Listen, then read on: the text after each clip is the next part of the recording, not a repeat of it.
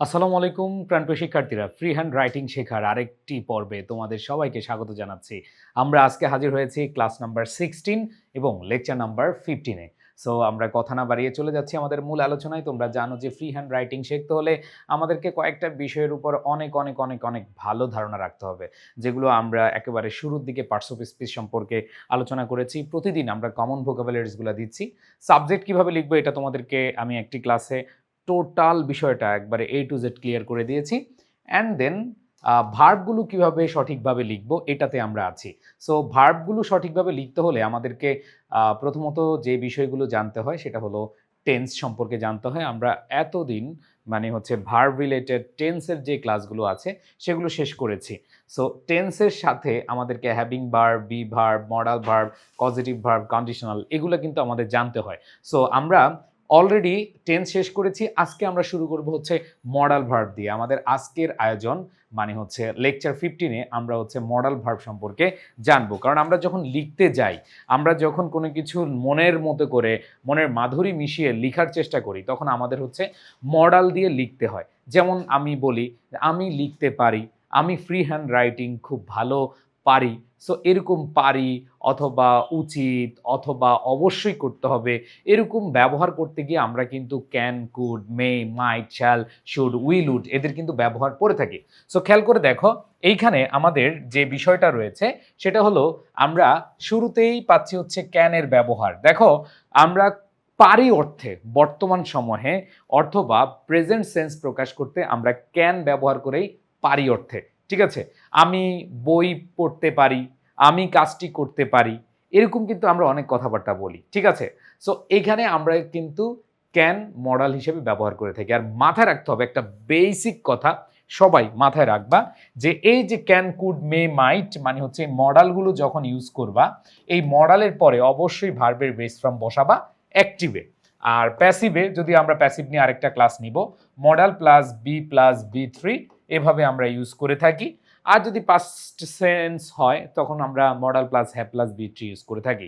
তো এখন কথা হলো যে আমরা প্রথমেই যেই মডেলটা নিয়ে আলোচনা করব সেটা হচ্ছে ক্যানের ব্যবহার। দেখো, ছোটবেলা থেকে আমাদের স্কুল থেকে আমাদের শেখানো হয়েছে, সেটা কি আমাদেরকে শেখানো হয়েছে ক্ষমতা বা দক্ষতা বোঝাতে আমরা ক্যান ব্যবহার করে থাকি। যেমন আমি কাজটা করতে পারি, তারা এই কাজটা করতে পারে, তারা চ্যাম্পিয়নশিপ জিততে পারে, এরকম কিন্তু আমরা বলতে পারি। আবার অনুমতি প্রকাশে যেমন আমরা বলতে পারি যে can I play the guitar, আমি কি এই গিটারটা বাজাতে পারি, তার মানে এখানে অনুমতি চাওয়া বোঝায়। এরপর দেখো, অনুরোধ বা সাহায্য চাওয়া বোঝাতে। সো একই কথা, আমাদের ক্ষমতা, দক্ষতা, অনুমতি বা অনুরোধ বোঝাতে আমরা ক্যান ব্যবহার করে থাকি। সো এরকম অনেকগুলো উদাহরণ আমরা খেয়াল করব। দেখো, আমি যদি তোমাদেরকে 8 থেকে 10টা উদাহরণ দিই বা 5টা উদাহরণ দিই বা 2টা উদাহরণ দিই, তোমরা চেষ্টা করবা যদি 2টা উদাহরণ দিই তোমরা 20টা উদাহরণ লিখবা। সহজই লিখো, কোনো সমস্যা নেই, বাট লিখতে হবে। ফ্রি হ্যান্ড রাইটিংয়ে যারা লিখতে পারবে না, ফ্রি হ্যান্ড রাইটিংয়ে যারা সুন্দরভাবে বানিয়ে লেখার চেষ্টা করবে না, তারা কোনো কোর্স করে লাভ করতে পারবে না। কারণ কোর্স করলা, ক্লাস করলা, কিন্তু নিজে প্র্যাকটিস করলা না, তাহলে আলটিমেটলি কোনো লাভ হবে না। এটা অবশ্যই মাথায় রাখতে হবে। সো আমি একটু দেখাতে চাই যে আমরা আসলে এরকম কিছু সেন্টেন্স আমরা দৈনন্দিন ব্যবহার করে থাকি। যেমন বলি আমি গিটার বাজাতে পারি, তুমি কি আমার হোমওয়ার্ক সাহায্য করতে পারবে বা হোমওয়ার্কে সাহায্য করতে পারবে, আমি কি আজ রাতে সিনেমা দেখতে যেতে পারি, তুমি চাইলে আমার বই ধার নিতে পারো, তুমি কি ফরাসি বলতে পারো। সো এখানে দেখো, এই যে পারো, পারি, পারো, পারি, পারো, পারো। সো এখানে আমরা পারা বা পারির বিষয়টা চলে আসছে। তো আমরা যদি এখানে দেখি আমি গিটার বাজাতে পারি, তাহলে কি হবে, I can play the guitar. So আমি বলেছিলাম পারাতে বা পারা অর্থে আমরা যে ক্যান ইউজ করে থাকি। আর যদি বলতে পারতাম তাহলে কুড, একটু পরে আমরা সেটা আলোচনা করব। সো দেখো, I can play the guitar, তাহলে ক্যান মডাল ভার্ব, এরপরে আমাদের ভার্বের বেস ফর্ম। তাহলে দেখো, সাবজেক্ট ক্যান, এরপরে ভার্বের বেস ফর্ম। এবার আমাদের এখানে দেখতে পাচ্ছি অবজেক্ট গিটার, তাহলে I can play the guitar. আবার দেখো, তুমি কি আমার হোমওয়ার্কে সাহায্য করতে পারো। সো দেখো, এটা ইন্টারোগেটিভ সেন্টেন্স। সো তুমি যদি মডাল ভার্ব দিয়ে ইন্টারোগেটিভ করতে চাও তাহলে মডালটা আগে নিয়ে আসতে হবে, এরপরে তোমাকে সাবজেক্ট নিয়ে আসতে হবে, অ্যান্ড দেন তুমি মেইন ভার্ব আনবা। সো শুরুতেই আমাদের কি আনতে হবে, can. Can you help me with my homework. Okay, আমি কি আজ রাত সিনেমা দেখতে যেতে পারি, তাহলে এখানে দেখো কোয়েশ্চেন মার্ক আছে, তার মানে আগে আমাদের মডালটা নিয়ে আসতে হবে ক্যান, এরপরে আমাদের সাবজেক্টকে আমি মানে আই, এরপরে দেখো যে বিষয়টা আছে ভার্ব, তাহলে go to the movies tonight, যেতে পারি। আবার দেখো, তুমি চাইলে আমার বই ধার নিতে পারো, তাইলে হচ্ছে you can borrow my book if you want. আবার দেখো তুমি কি ফরাসি বলতে পারো, তার মানে হচ্ছে এইখানেও প্রশ্নবোধক আছে, তাহলে আমরা শুরুতে দিব ক্যান ইউ স্পিক ফ্রেঞ্চ। ওকে, তার মানে হচ্ছে তুমি যদি অ্যাসার্টিভ সেন্সে লিখো সাবজেক্ট, এরপরে ক্যান, এরপরে ভার্বের বেস ফর্ম বসাবা, এরপরে বাকি অংশ বসাবা। আর যদি তুমি এটাকে ইন্টারোগেটিভ সেন্টেন্সে নাও তাহলে হচ্ছে আগে হচ্ছে তোমার মডাল ভার্ব, এরপরে সাবজেক্ট, এরপরে হচ্ছে আমাদের মেইন ভার্ব। এভাবে আমরা আসলে পড়ে থাকি। এবার আসো কুডের ব্যবহার। তাহলে ক্যানের ব্যবহারটা দেখলাম, এবার হচ্ছে আমরা কুডের ব্যবহার দেখবো। আমি বলি তোমাদেরকে যদি আমি 5টা এক্সাম্পল পড়াই, তোমরা বাসায় চেষ্টা করবা মিনিমাম আরও হচ্ছে 50টা নিজে নিজে চেষ্টা করার জন্য, তাহলে কিন্তু তোমরা অনেক অনেক ভালো করবে ইনশাআল্লাহ। তাই দেখো কুডের ব্যবহার, এটা আমি আগে বলেছি অতীতের সক্ষমতা, ক্যান হচ্ছে বর্তমানে দক্ষতা, সক্ষমতা, অনুমতি, অনুরোধ এগুলা বোঝায়। আর এখানে হচ্ছে যে অতীতের সক্ষমতা বুঝালে, হ্যাঁ আমি এই কাজটা করতে পারতাম, আমি সাঁতার কাটতে পারতাম, ঠিক আছে, আমি সেখানে যেতে পারতাম। এই যে পারতাম বা অতীতের সক্ষমতা বোঝায়। নম্র অনুরোধ আমরা জানি একটু হালকা, তুমি যদি এভাবে বলো যে can I play the guitar, যদি এটা এভাবে বলো could I play the guitar, তার মানে এটা একটু নম্র বোঝায়। ক্যানের চেয়ে কুডটা হচ্ছে একটু নম্র বোঝায়। এরপর দেখো সম্ভাবনা বা অনুমান, তো যেটা হচ্ছে ঘটতে পারে, হ্যাঁ এমন কিছু পরিস্থিতি বুঝালে আমাদের কুড ব্যবহার করে থাকি। আসো তোমাদেরকে দেখাচ্ছি যে এরকম কিছু এক্সাম্পল।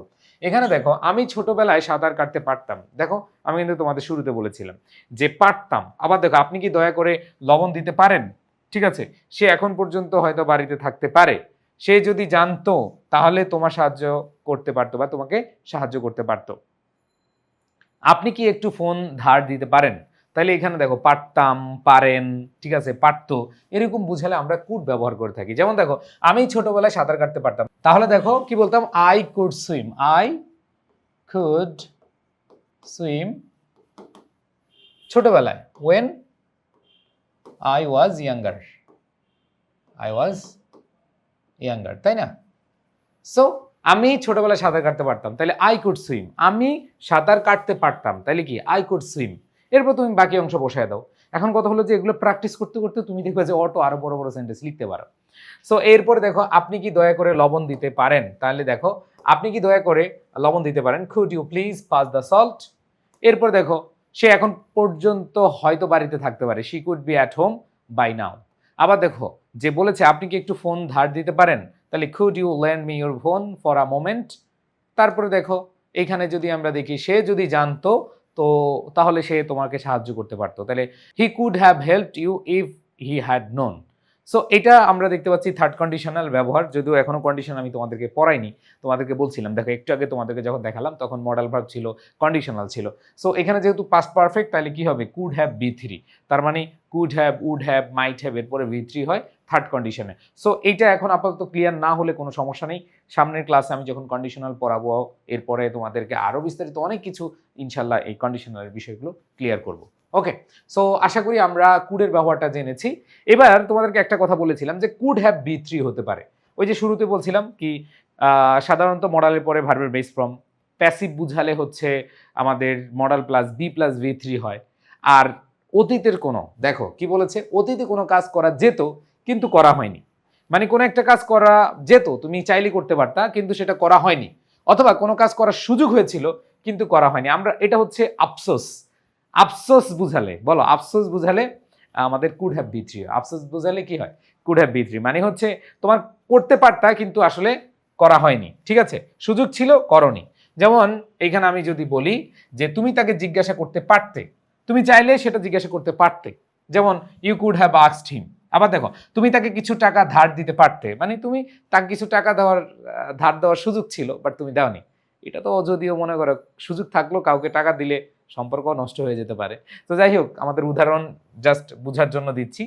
এবার দেখো কি বলেছে, তুমি আমার কাছে সাহায্য নিতে পারতে। আমরা বলি ইস রে তুমি বেটা আমার কাছে আসতা, আমি তোমাকে সাহায্য করতাম, বা তুমি আমার কাছ থেকে সাহায্য নিতে পারতে, তাহলে you could have taken shelter from me. আবার আমি ইংরেজি শিখলেও পারতাম, মানে আমার ইংরেজি শেখার সুযোগ ছিল। দেখো তোমরা স্কুল লাইফে কিন্তু কিছু কিছু গ্রামার অথবা ইংরেজি শেখার অনেক ভালো স্কোপ পেয়েছো, বাট হচ্ছে তোমরা সেটা শেখোনি।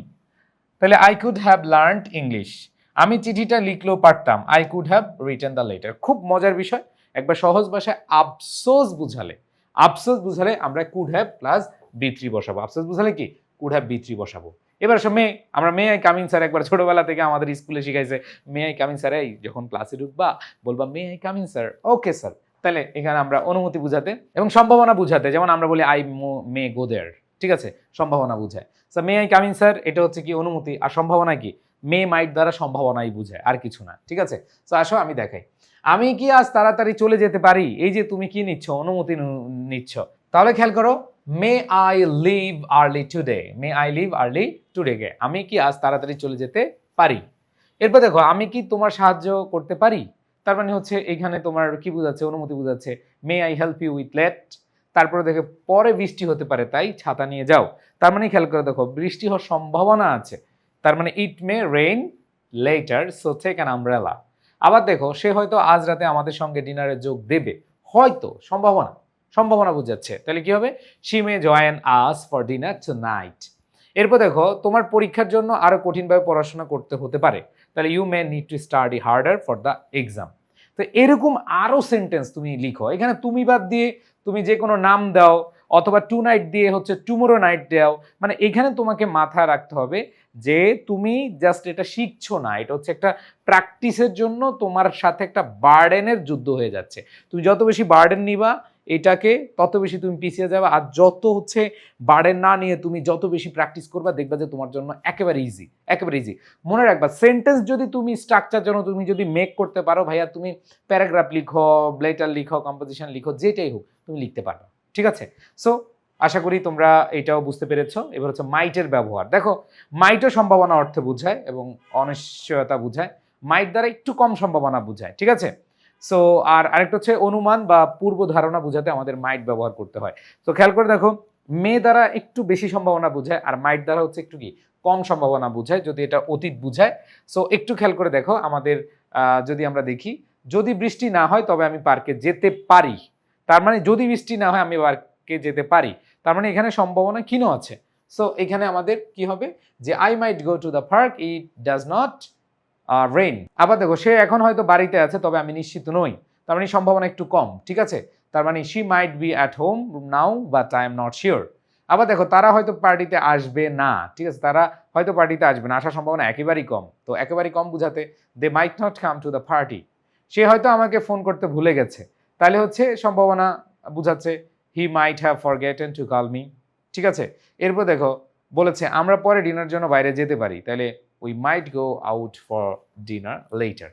সো একটু কম সম্ভাবনা বুঝালে আমরা মাইট ব্যবহার করব। অ্যান্ড দেন আমরা যেটা খেয়াল করবো will, I will go there, I will do this. ভাই উইল নিয়ে বেশি কথা বলে সময় নষ্ট করবো না। ভবিষ্যতে পরিকল্পনা বা প্রতিশ্রুতি বুঝালে আমরা জানি উইল বসে, ইচ্ছা বা আকাঙ্ক্ষা বুঝাতে অথবা ধ্বংসাত্মক বা দৃঢ় বিশ্বাস বুঝালে উইল বসে।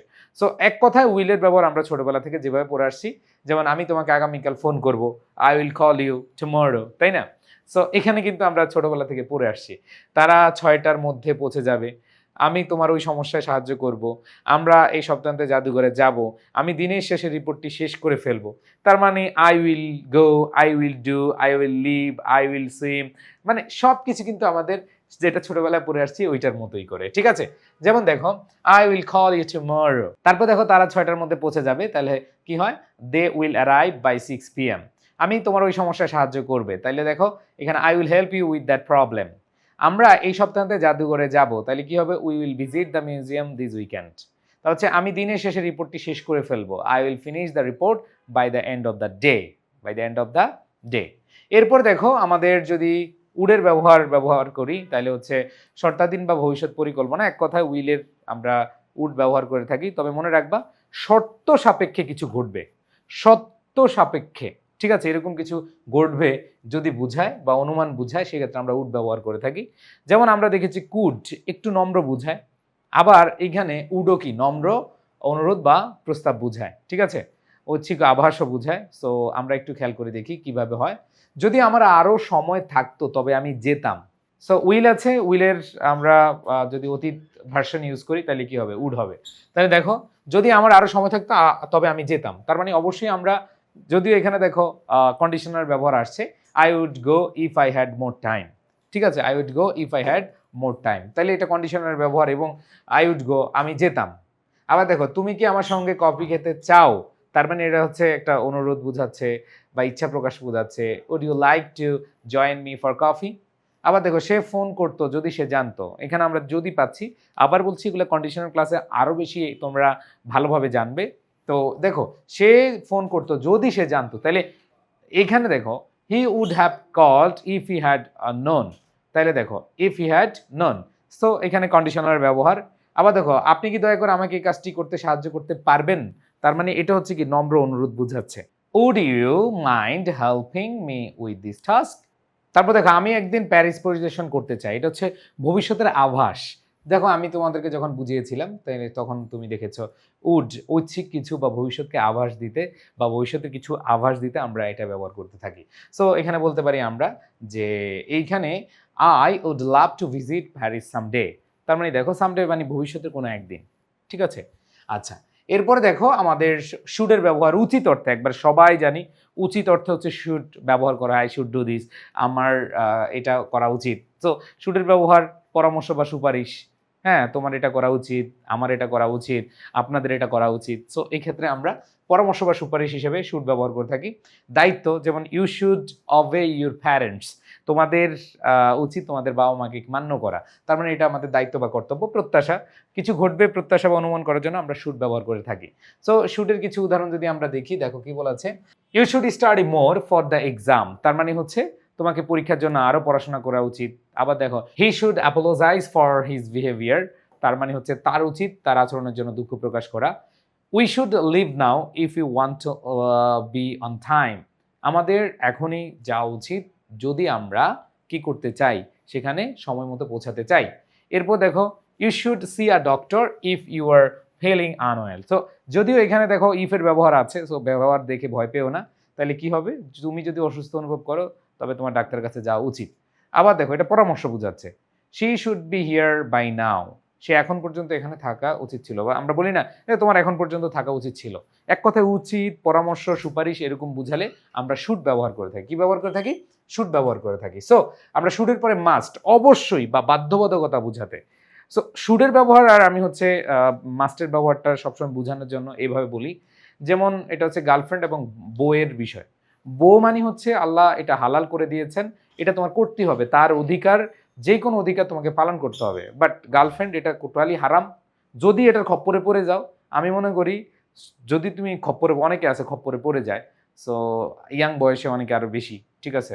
সো এইখানে দেখবা যে এইভাবে তুলনা করবা যে শুড মানে হচ্ছে কি তুমি দিতেও পারো, করতেও পারো, না করতে পারো, মানে গার্লফ্রেন্ডের মতো তুমি চাইলে তাকে গিফট দিতেও পারো, নাও দিতে পারো। কিন্তু বউকে তোমার কি দিতে হবে? গিফট দিতে হবে, তার দায়িত্ব অথবা তার অধিকার তাকে দিতেই হবে। গার্লফ্রেন্ডের অধিকার দিতে হবে এরকম কিছু না। আবার কিছু গার্লফ্রেন্ড হচ্ছে ধরো অধিকার জোর করে নিবে, তো কিছু করার নাই, তখন তোমার দিতে হবে। বাট মনে রাখতে হবে একবার বেসিক কথা, যে একেবারে মানে বাধ্যবাধকতা বোঝাতে বা শক্তিশালী কোনো কিছু মানে ফোর্স বোঝাতে তোমাদের মাস্ট ব্যবহার করতে হবে। বিশ্বাস বা অনুমান বোঝাতে আর নিষেধাজ্ঞা বোঝাতে আমাদেরকে মাস্ট, যে তোমার এটা করাই যাবে না, হ্যাঁ you must not do this, সেরকম নিষেধাজ্ঞা থাকে। তো এখানে আমি একটু, যেহেতু আমরা ছোটবেলা থেকে পড়ে আসছি যে মাস্ট হচ্ছে বাধ্যবাধকতা বা অবশ্যই বোঝায়। You must wear a helmet while riding a bike, যখন তুমি একটা বাইক চালাবে, গাড়ি চালাবে, তোমাকে অবশ্যই কি পড়তে হবে? হেলমেট পড়তে হবে, ঠিক আছে।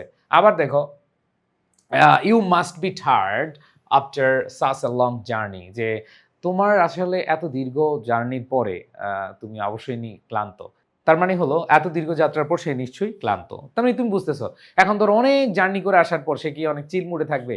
না, তুমি কি মনে করবা? সে আসলে ক্লান্ত। তো এরকম বুঝাতে তুমি তুমি লিখবা, তুমি কি লিখবে এখানে যে he should be tired after such a long journey, যে তার উচিত জার্নি থেকে এসে ক্লান্ত হওয়া? না, তুমি বলবো অবশ্যই কি, কারণ তুমি অনুমান করে ফেলছো এবং তোমার অনুমানটা রাইট। মনে করবে এইভাবে যে যে অনুমানটা রাইট একবারে হতেই পারে 100%, তার মানে হচ্ছে সেটাতে মাস্ট। ওকে। আবার দেখো পরীক্ষার সময় কথা বলা যাবে না, তার মানে you must not talk during the exam, এটা হচ্ছে নিষেধাজ্ঞা বোঝাচ্ছে। তুমি কাউকে যদি নিষেধ করো, একবার ফোর্স দিয়ে নিষেধ করো, তখন তোমাকে মাস্ট ইউজ করতে হবে। আবার দেখো যদি আমি বলি এইভাবে, তাকে এই প্রকল্পটি আগামীকাল পর্যন্ত শেষ করতে হবে, তাহলে she must finish this project by tomorrow. Okay. আবার যদি বলি যে তারা এখন পর্যন্ত চলে গেছে নিশ্চয়ই, তাহলে they must have left by now. Okay. So আমরা দেখলাম মাস্টের ব্যবহারটা। এরপরে আমরা যে বিষয়টা দেখব, বাধ্যবাধকতা বা উচিত অর্থে ওড টু প্লাস ভার্বের বিশ্রম হয়। অনেক ক্ষেত্রে অনেকে বলে ভাইয়া তাইলে হচ্ছে মাস্ট না ইউজ করে আমরা ওড টু ব্যবহার করি কিনা? করতে পারি। যেমন দেখো বাধ্যবাধকতা বুঝাতে মানে বাধ্যতামূলকভাবে করা উচিত এমন বুঝাতে ব্যবহার করা হয়। যেমন আমাদের উচিত আমাদের দেশকে ভালোবাসা, ভালো এইখানে দেখো এই যে ভালোবাসার বিষয়টা এটা আসলে আমাদের সামগ্রিকভাবে উচিত। সো এখানে তুমি ওট টু ইউজ করতে পারো। তুমি যদি বলো we should love our country, এটা দিলে হবে, বাট একটু বেশি প্রফেশনাল একটু ফর্মাল বোঝাতে তুমি ওট টু ব্যবহার করবা। এবার দেখো আমাদের উচিত আইন মেনে চলা, যেমন we ought to obey our law, তার মানে তোমাকে এটা করতেই হবে, করা উচিত, না হলে তুমি মামলা খাবা, নাহলে হামলা খাবা, ঠিক আছে। এরপরে দেখো যে you are ill you should অথবা ought to see a doctor, তুমি অসুস্থ তোমার উচিত ডাক্তারের সাথে দেখা করা। এরপর দেখো we should or ought to respect our parents, আমাদের উচিত পিতামাতাকে সম্মান করা। You ought to attend your classes regularly, তোমার উচিত নিয়মিতভাবে ক্লাসে উপস্থিত থাকা। We ought to love our country, আমাদের উচিত আমাদের দেশকে ভালোবাসা। তার মানে মনে রাখবা, অর্থাৎ বাধ্যবাধকতা অথবা কর্তব্য বা উপদেশমূলক কোনো কিছু সম্পর্কে যদি বলতে চাও তাহলে শুড অথবা ওট টু ব্যবহার করা যায়। তবে এখানে আমরা ম্যাক্সিমাম ওট টু ইউজ করতে চাই না, আমরা ম্যাক্সিমাম শুডই ব্যবহার করে থাকি। তো তুমি রিটার্নের ক্ষেত্রে শুড ব্যবহার করলে ভাই কোনো সমস্যা নাই, শুড ব্যবহার করো, ঠিক আছে। আচ্ছা, এরপরে আমরা চলে আসছি আমাদের ডেইলি ভোকাবুলারিজে, কারণ আমরা মডাল নিয়ে যেগুলা লিখার জন্য দরকার সেগুলো আমরা মোটামুটি জেনে গিয়েছি। সো আমাদের অ্যাক্টিভ সেন্স আজকে জেনেছি, আমরা নেক্সট ক্লাস হচ্ছে প্যাসিভ সেন্স। কারণ এই যে পারি, পারতাম, ঠিক আছে, করব, অবশ্যই করতে হবে অথবা উচিত, এগুলো কিন্তু আমরা দৈনন্দিন ব্যবহার করে থাকি। যেহেতু আমরা দৈনন্দিন ব্যবহার করে থাকি, সো আমাদেরকে অনেক অনেক বেশি প্র্যাকটিস করতে হবে। আমি যেভাবে স্ট্রাকচার দেখিয়েছি সেভাবে যদি তুমি মিনিমাম একটার পেছনে 5টা করে, ধরো একটা উদাহরণ আমি শিখালাম, তুমি 5টা ছোট ছোট করে লিখো। তুমি হচ্ছে দরকার নেই অনেক কঠিন কঠিন ওয়ার্ড দিয়ে লিখতে হবে, এরকম বিষয় না। তুমি যদি এগুলো ওই যে ডেইলি ভোকাবুলারি যেগুলো আছে, আমি যদি এগুলো দিয়েও তুমি যদি বলো, যেমন আই উইল পার্ডন ইউ, আমি তোমাকে ক্ষমা করব, অথবা তুমি বলতে পারো I should partake in this meeting, আমার উচিত এই মিটিংয়ে অংশগ্রহণ করা। সো এখানে দেখো এই ওয়ার্ডগুলো দিও, এই ভার্বগুলো দিও তুমি চাইলে প্রতিদিন কি করতে পারো, প্রতিদিন প্র্যাকটিস করতে পারো। সো এই ডেইলি ভোকাবুলারিজ আশা করি তোমরা, যেমন I will play, I can play, I could play, ঠিক আছে, আই উইল প্ল্যান, ঠিক আছে। তারপরে যদি তুমি বলো এখানে I fly, I point, so এভাবে তুমি নিজের মতো করে কি করতে হবে, জাস্ট প্রত্যেকটা এক্সাম্পলের সাথে বাসায় মিনিমাম 5টা করে উদাহরণ দিবা, দেখবা যে তোমার অটো এই জায়গাটা এনরিচ হয়ে গেছে। সো তোমাদের এটা অবশ্যই অবশ্যই করতে হবে। সো আমরা দেখতে দেখতে মোটামুটি 16 মানে হচ্ছে 16টি ক্লাস করে ফেলেছি। আশা করি তোমরা এই ক্লাসগুলো করে নিজের যে বেসমেন্টটা ফ্রি হ্যান্ড রাইটিংয়ের সেটা খুব ভালোভাবে স্ট্রং করছো। ইনশাল্লাহ আমরা একবার শেষ পর্যন্ত, আমি বলেছিলাম যে তোমাদের শুরু থেকে যদি শেষ পর্যন্ত থাকতে পারো তাহলে basic free hand writing skill 100% develop হবে। সো সবাই ভালো থাকবে, সুস্থ থাকবে, সকলের প্রতি শুভকামনা। দেখা হচ্ছে নেক্সট পার্টে। আসসালামু আলাইকুম।